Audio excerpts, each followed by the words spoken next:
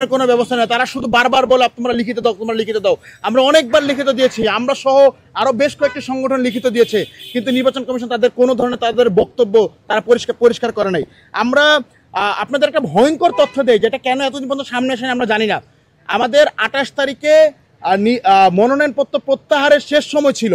তার মানে একজন প্রার্থী যারা একাধিক পদে মনোনয়নপত্র তুলেছে বা তার যদি পদে সে নির্বাচন করতে না চায়, সশরীরে উপস্থিত হয়ে তার মনোনয়নপত্র প্রত্যাহার করার কথা। কিন্তু আমরা দেখেছি যে একটি দল তাদের একজন প্রার্থীও মনোনয়নপত্র সেদিন লাস্ট টাইম পর্যন্ত তারা প্রত্যাহার করে না, কিন্তু ঠিকই তাদের মনোনয়নপত্র পরবর্তীতে কোনো একটা গায়েবী মাধ্যমে প্রত্যাহার হয়ে গিয়েছে, যেখানে আমরা জানি যে সশরীরে মনোনয়নপত্র প্রত্যাহার না করলে তার সকল মনোনয়নপত্র বাতিল হবে, কিন্তু নির্বাচন কমিশন সেটা করে নাই। আমরা দেখছি যে আপনারা বটতলায় যাবেন, আমাদের আচরণবিধিতে স্পষ্ট লেখা আছে যে কোনো পোস্টার, লিফলেট দেয়ালে বা দণ্ডায়মান কোনো জায়গায় কোনো যানবাহনে লাগানো যাবে না। কিন্তু দেখবেন যে জাহাঙ্গীরনগর বিশ্ববিদ্যালয়ে অনেক রিক্সায় অনেক প্রার্থীরা তাদের লিফলেট লাগায় রাখছে, তাদের পোস্টার লাগায় রাখছে। বটতলায় যাবেন, বটতলার দোকানগুলো ছেয়ে গেছে, কিন্তু আমরা এটা বারবার বিশ্ববিদ্যালয় প্রশাসনকে বলছি, বিশ্ববিদ্যালয় প্রশাসন কোনো ধরনের কোনো কর্ণপাত করে নাই।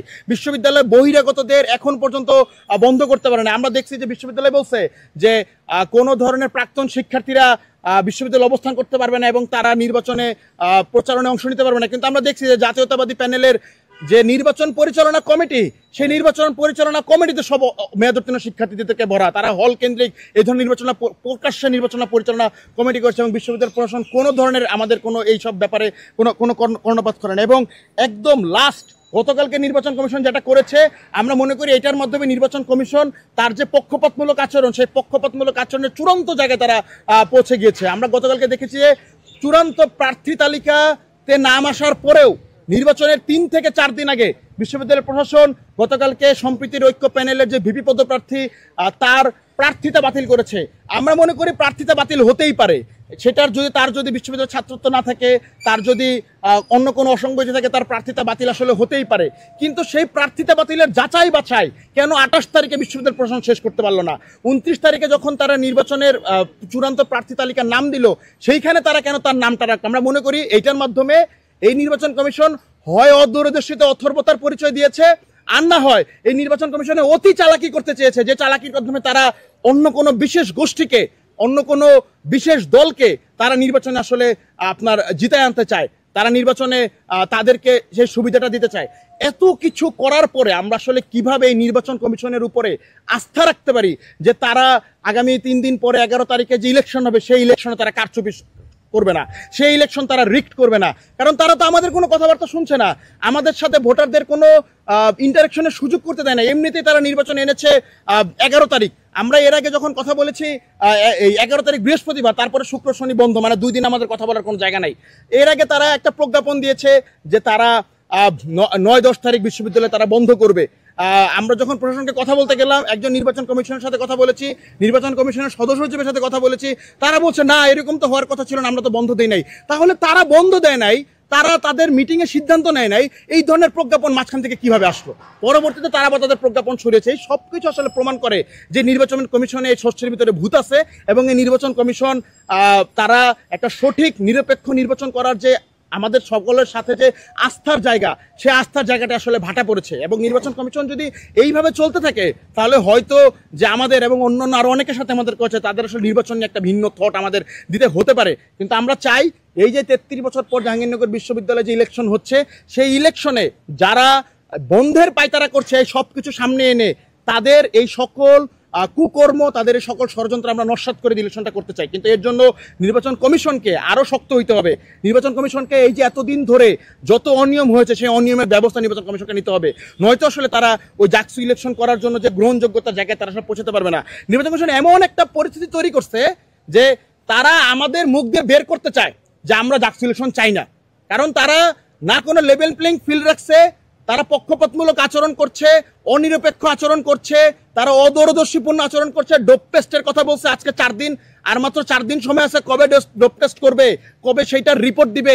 ইলেকশন হওয়ার পরে রিপোর্ট কারো পজিটিভ আসলে তার প্রার্থিতা বা তার ওই পদ বাতিল করবে নাকি কোনো ধরনের তাদের জায়গা না। তাদেরকে প্রশ্ন করলে তারা আমাদেরকে বলে যে তারা তাদের লাশ ফালায় দিয়ে নির্বাচন করতে তারা দায়বদ্ধ না। এইরকম নির্বাচন কমিশন আসলে আমরা পাইছি।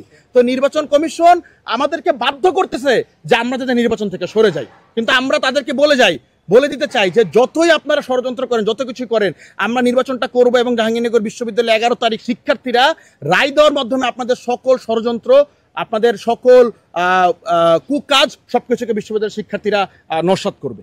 ধন্যবাদ। আপনি বারবার বলছেন যে একটি দলকে বিশেষ ফ্লেভার দিচ্ছে, আপনি কোন দলকে তাদের নাম বলছেন, আপনি ভয়ের কারণ আছে কিনা এই নাম না বলার কারণ?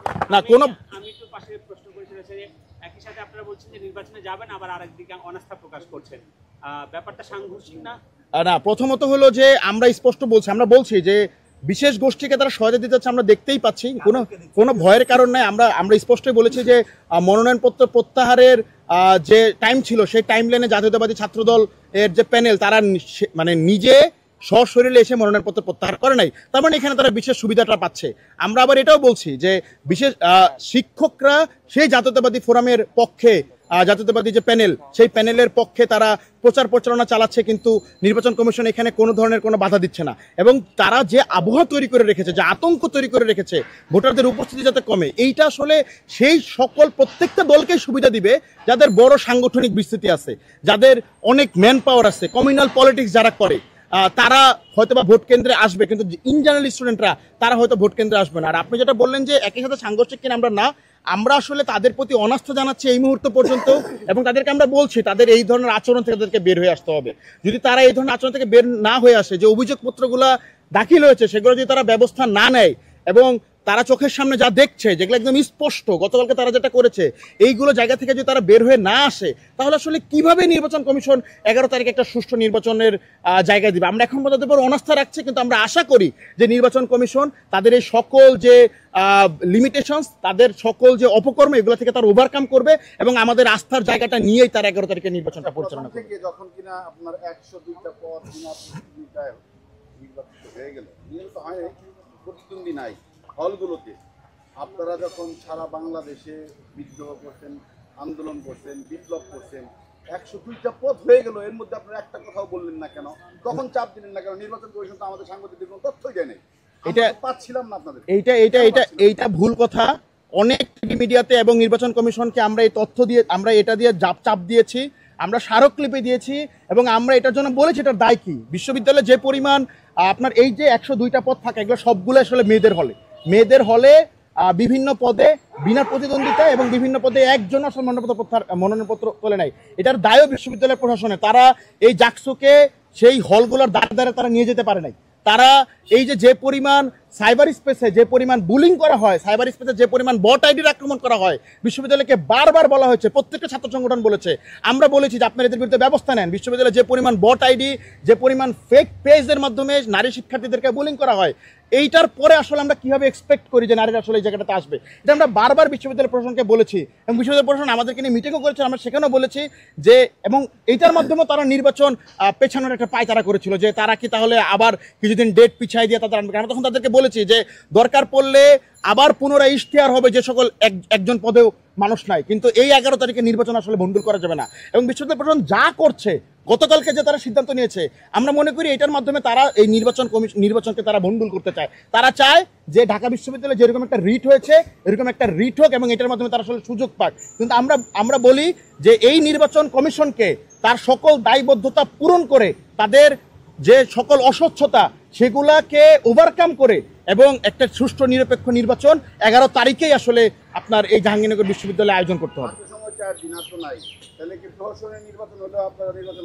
না, যদি প্রহসনের নির্বাচন হয়, যেটা এখন আমরা এই জন্য এই সংবাদ সম্মেলনটা 11 তারিখে করছি না, যে আমরা মানে নিই না, আমরা আগেই প্রশাসনকে বলছি, এবং তার এখনো সুযোগ আছে যতগুলো অভিযোগপত্র দাখিল হয়েছে এগুলাকে সুরাহা করা।